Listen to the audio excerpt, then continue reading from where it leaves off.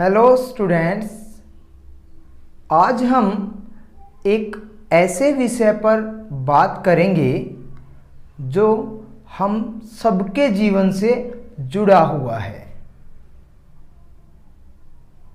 आप में से बहुत से बच्चों ने खेतों को तो देखा ही होगा और वहाँ मेहनत से काम करने वाले किसानों को भी देखा होगा। उन्हीं किसानों से जुड़े हुए आज के हमारे पाठ का नाम है आप बीती। इस पाठ में हम कृषि से संबंधित बातचीत करेंगे और किसानों के जीवन के बारे में भी जानेंगे।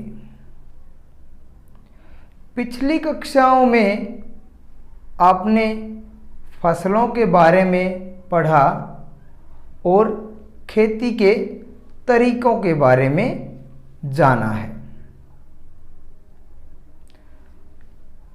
आइए अपना पाठ शुरू कर लेते हैं। बच्चों, यहाँ देखो, ये धर्मपाल काका का खेत है। गेहूं की फसल पक चुकी है। यह कितने सुनहरे रंग की है। इस लहलाती हुई फसल को देखकर ऐसा लगता है कि धर्मपाल काका ने बहुत ही कड़ी मेहनत और लगन से अपने खेत में काम किया है। कभी सोचा है बच्चों कि हम जो फल, सब्जियां, दालें, अनाज, गन्ना आदि खाते हैं, उसके पीछे किसान की कितनी कड़ी मेहनत और परिश्रम होता है। कई महीनों की मेहनत के बाद एक फसल तैयार होती है। इसीलिए तो किसान को हम सम्मान से भोजन उत्पादक या अन्नदाता कहते हैं। किसान हमारे देश की शान है। लेकिन बच्चों, हर एक किसान का जीवन आसान नहीं होता। उन्हें अनेकों कठिनाइयों का सामना करना पड़ता है। किसानों को भी दो प्रकार में विभाजित किया गया है। छोटे बड़े किसान। कुछ किसानों के पास अपनी खुद की जमीन नहीं होती। वे दूसरों के खेतों में काम करके अपने परिवार का पालन पोषण करते हैं। उन्हें बहुत सी कठिनाइयों का सामना करना पड़ता है। परंतु कुछ किसानों के पास बहुत जमीन होती है।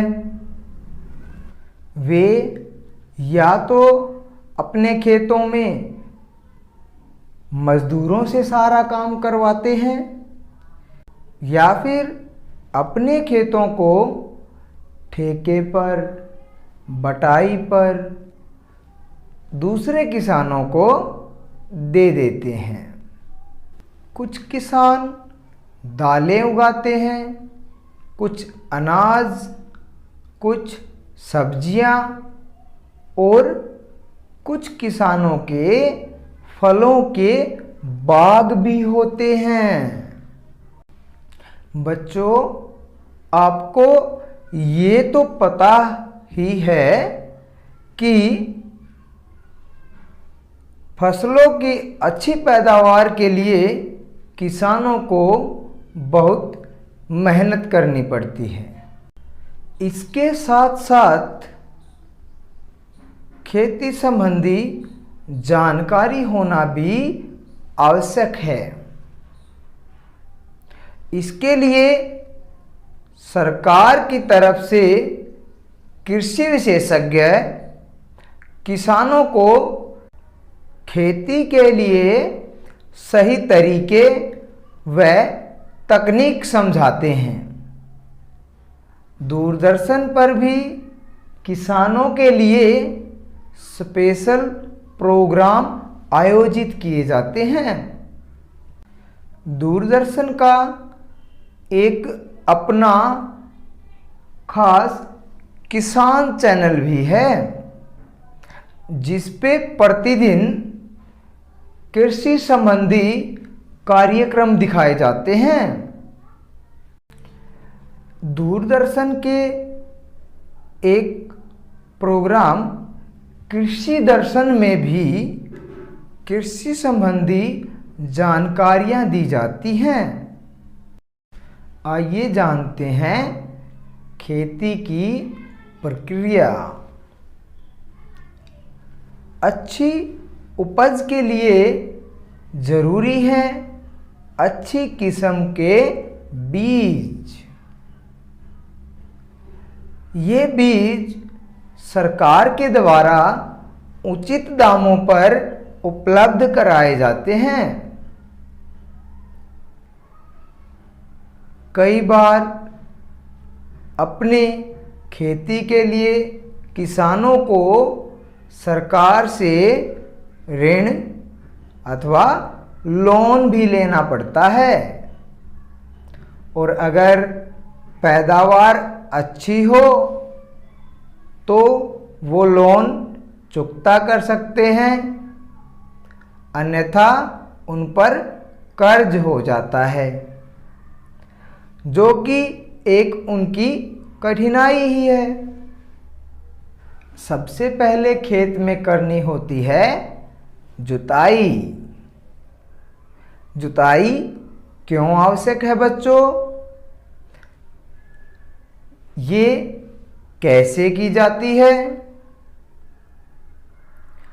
जुताई बैलों व हल के द्वारा या ट्रैक्टर के द्वारा की जाती है।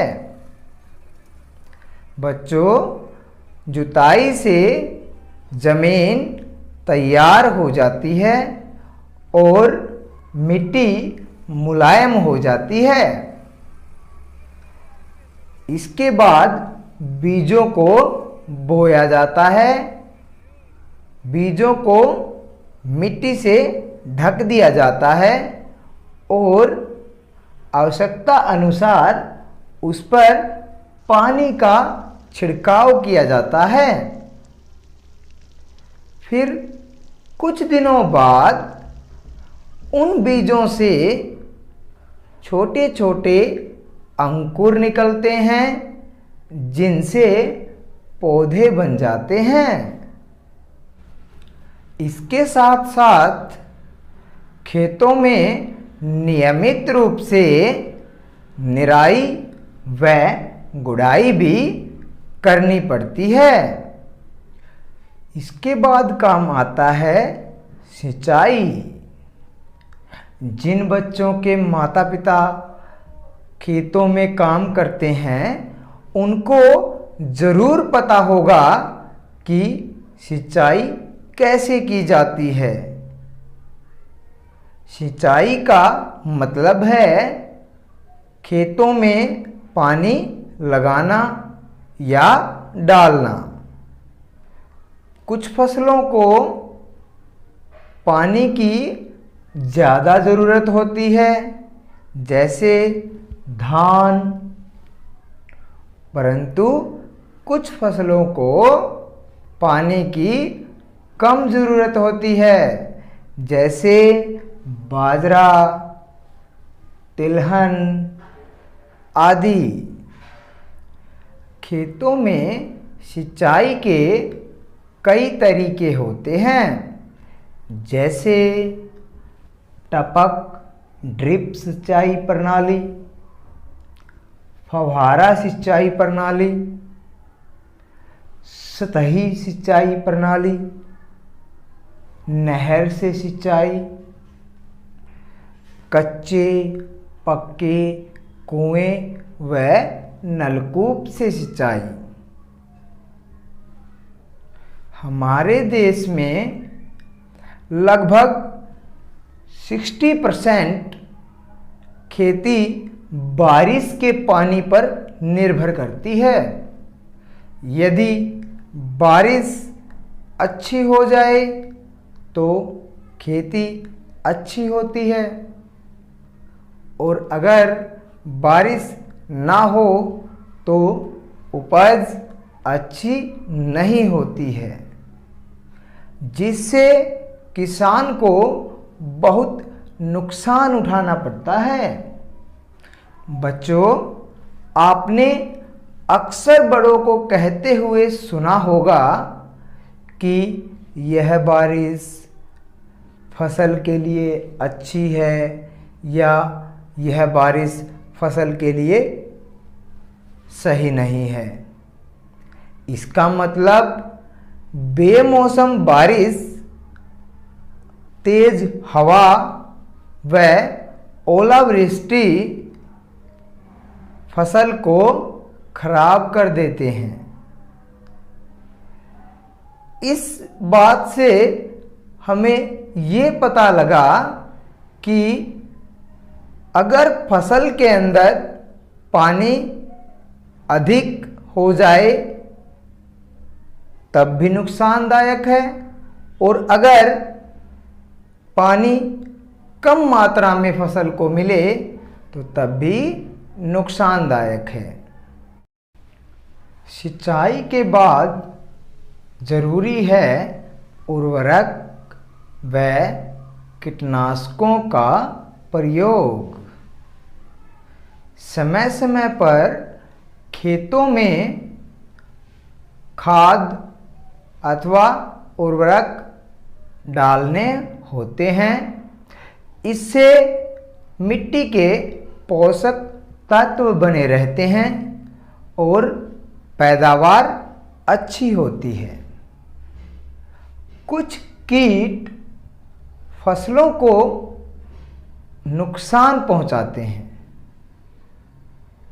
उन कीटों से बचने के लिए कीटनाशकों का छिड़काव किया जाता है, परंतु इनका प्रयोग उचित मात्रा में ही होना चाहिए। इन रासायनिक तत्वों के अधिक प्रयोग से फसल खाने वाले की सेहत पर बुरा प्रभाव पड़ता है। इसीलिए जहाँ तक संभव हो सके हमें जैविक खाद का ही प्रयोग करना चाहिए। जैविक खाद या कंपोस्ट हम अपने घर पर ही तैयार कर सकते हैं। इसके लिए हम एक 3 फीट चौड़ा और 3 फीट लंबा गड्ढा खोदें और उसमें पौधों की पत्तियां, वेस्ट चारा और घर के अन्य सामान जो कि गलने सड़ने के लायक हों उसमें डाल दें, लगभग 30 सेंटीमीटर तक। उसके बाद उसके ऊपर हम कुछ गोबर डाल दें और फिर उस पर पानी का छिड़काव कर दें। पानी के छिड़काव के बाद में उस पर कुछ मिट्टी डाल दें तो लगभग 3 से 4 महीने में हमारा जैविक खाद या कंपोस्ट तैयार हो जाता है। इससे फसल को बहुत फायदा होता है। ये फसल के लिए बहुत ही लाभदायक है। इसके कोई भी नुकसान भी नहीं होते। फसल को खाने वाले को भी इससे कोई नुकसान नहीं होता है। इसके बाद आती है कटाई। फसल के पकने के बाद उनकी कटाई की जाती है। कटाई हाथ से या मशीनों के द्वारा की जाती है। फसल की कटाई में किसान का पूरा परिवार लग जाता है। हाथ से फसल काटने में बहुत मेहनत और समय लगता है। जिन किसानों के पास साधन होते हैं वो अपनी फसलों की कटाई मशीनों द्वारा करवा लेते हैं। इससे फसल की कटाई जल्दी भी हो जाती है और इतनी मेहनत भी नहीं लगती। तो बच्चों, अपने बड़ों से बात करें और ये जानकारी लें कि आपके क्षेत्र में या गांव में कौन कौन सी फसल उगाई जाती है, किस समय पर कौन सी फसल की बिजाई होती है और क्या आपके गांव के किसान वर्षा पर निर्भर हैं या कोई अन्य साधन अपनाते हैं। भंडारण। कटाई के बाद फसल का सही तरीके से भंडारण किया जाता है। किसान अपने परिवार के उपयोग के लिए फसल को रखकर बाकी फसल को बेचने के लिए मंडी में आढ़ती के पास लेकर जाते हैं। मंडी में अगर फसल रखने की उचित व्यवस्था न हो तो फसल के नुकसान होने की संभावना होती है। अनाज की बोरियों को बारिश, कीटों व चूहों से सुरक्षित रखने की आवश्यकता होती है। आओ बच्चों, अब जाने फसल चक्र के बारे में। खेत में बार बार एक ही तरह की फसल बोने से मिट्टी में पोषक तत्वों की कमी हो जाती है। इसलिए हमें खेत में फसलों को अदल बदल कर बोना चाहिए। इसी फसलों के अदल बदल कर बोने को हम फसल चक्र कहते हैं। इससे मिट्टी की गुणवत्ता बढ़ती है। आइए जानें कुछ फसलों के प्रकार। रबी व खरीफ की फसलें।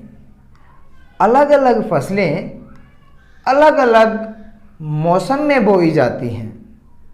जैसे गेहूँ, चना आदि अक्टूबर नवंबर माह में बोई जाती हैं। इन्हें हम रबी की फसल कहते हैं। इसके अलावा बाजरा, धान, कपास आदि जून जुलाई माह में बोई जाती हैं। इन्हें हम खरीफ की फसल कहते हैं। तो बच्चों, हमने समझा कि प्रत्येक फसल को उगाने की एक प्रक्रिया होती है और फसल की उपज अनेक चीज़ों पर निर्भर करती है। अगर फसल की पैदावार अच्छी होती है तो किसान को अपनी मेहनत का फल मिल जाता है, और अगर फसल की पैदावार कम होती है या फसल को कोई नुकसान हो जाता है तो किसान को बहुत परेशानियां होती हैं।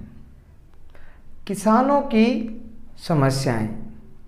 भारत एक कृषि प्रधान देश के नाम से जाना जाता रहा है, लेकिन देश में बहुत से किसान बेहाल हैं। आइए जानते हैं किसानों की कुछ मुख्य समस्याओं के बारे में। फसल पर सही मूल्य। किसान बहुत ही कड़ी मेहनत से अपनी फसल को तैयार करता है, पर तब उसको उस फसल का सही मूल्य नहीं मिलता तो तब वह निराश व हताश हो जाता है। इस प्रकार फसलों का सही मूल्य ना मिलने की वजह से भी किसान बहुत बार आवाज़ उठाते रहे हैं। अच्छे बीज।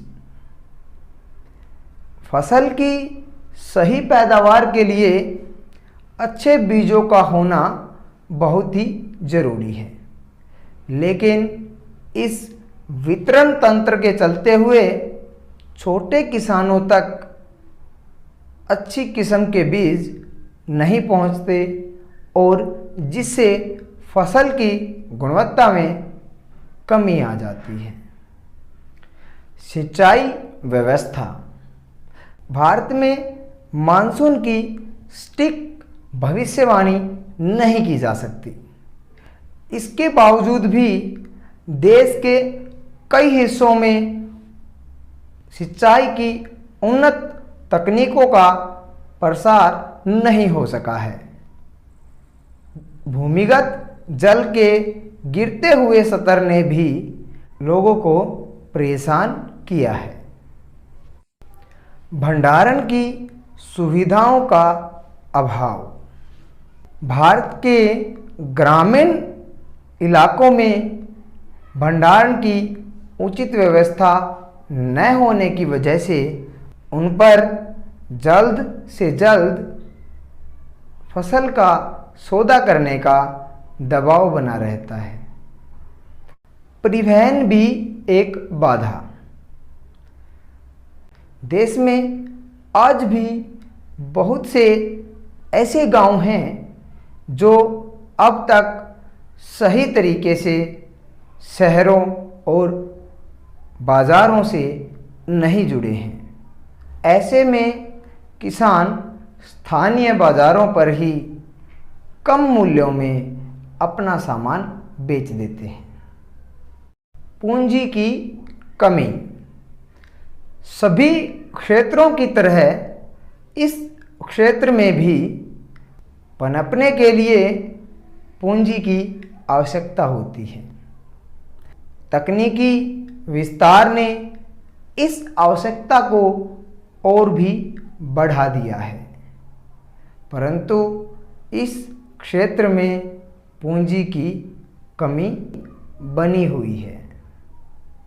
किसान की परेशानियों के मुख्य कारण हैं वर्षा पर निर्भर होना, संसाधनों की कमी,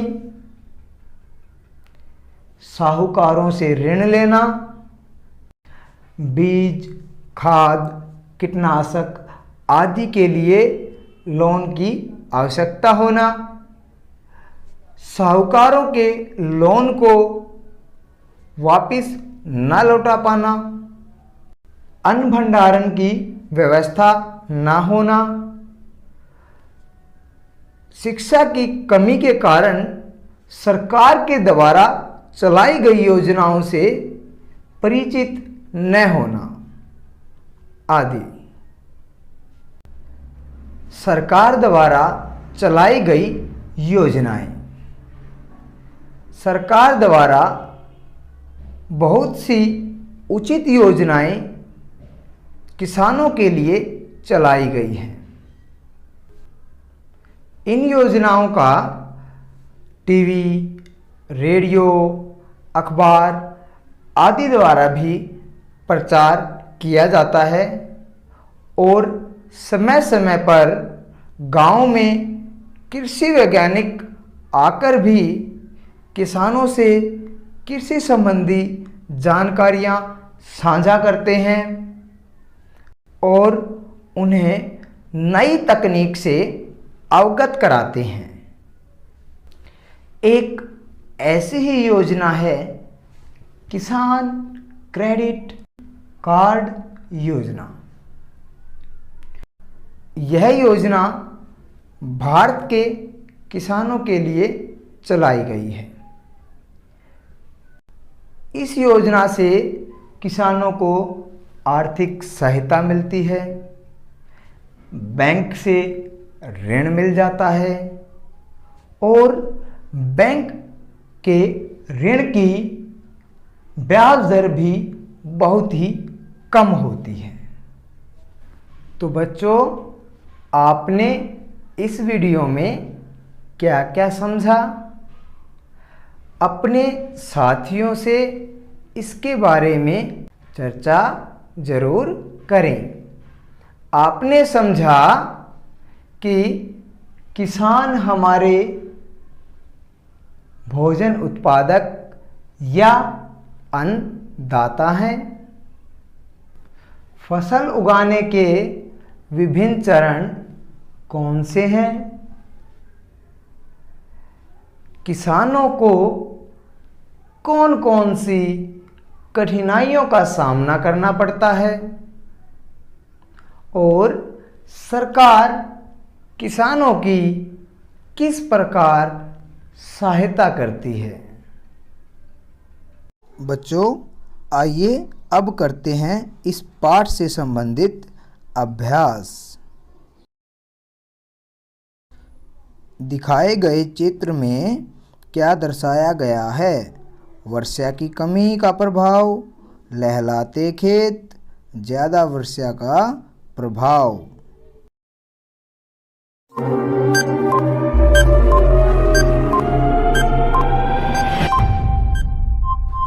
उत्तर ऑप्शन 1 वर्षा की कमी का प्रभाव।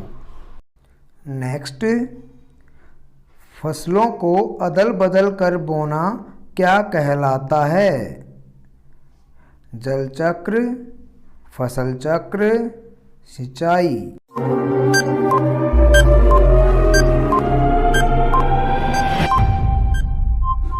उत्तर नंबर 2 फसल चक्र। नेक्स्ट, निम्न में से सिंचाई का साधन कौन सा है? ट्यूबवेल, ट्रैक्टर, हल।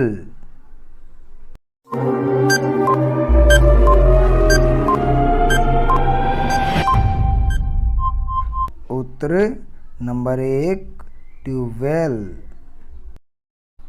नेक्स्ट, मिट्टी के पोषक तत्वों को बढ़ाने के लिए खेतों में क्या डाला जाता है? कीटनाशक, पानी, खाद।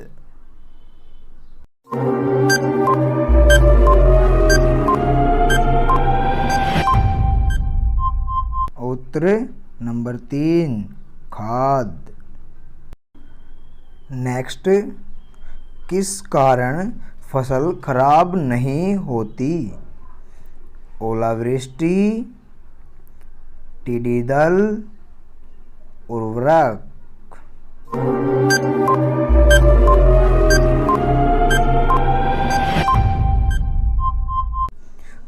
उत्तर 3 उर्वरक। नेक्स्ट, सरकार द्वारा दिया जाने वाला कृषि लोन कौन ले सकता है? अध्यापक, किसान, डॉक्टर।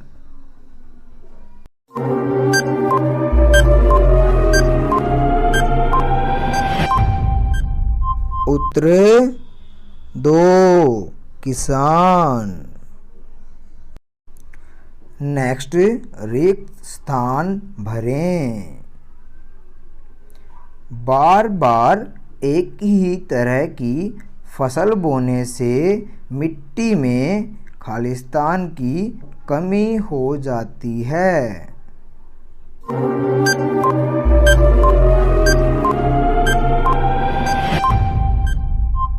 उत्तर पोषक तत्वों की। नेक्स्ट, खालिस्तान को सम्मान से भोजन उत्पादक या अन्नदाता भी कहते हैं।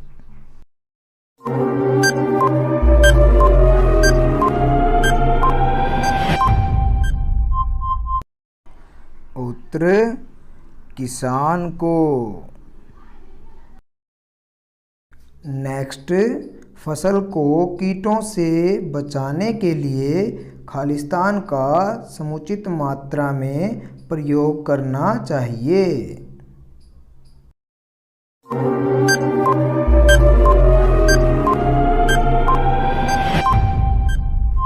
उत्तर कीटनाशकों का। नेक्स्ट, रबी की फसल खालिस्तान माह में बोई जाती हैं।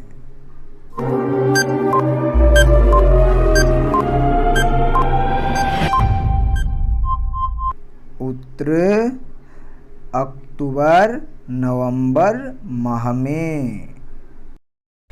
बच्चों, आपको वीडियो कैसी लगी ज़रूर बताएं और एक बार घर जाकर आप बीती पाठ को ज़रूर दोहराएं। चलिए मिलते हैं नेक्स्ट वीडियो के अंदर, तब तक बाय बाय।